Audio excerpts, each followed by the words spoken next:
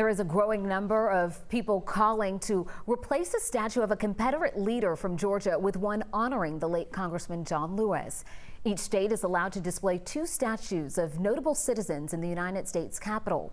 One of Georgia's is inside the National Statuary Hall, depicts Governor and Congressman Alexander Hamilton Stevens, who also served as Vice President of the Confederacy.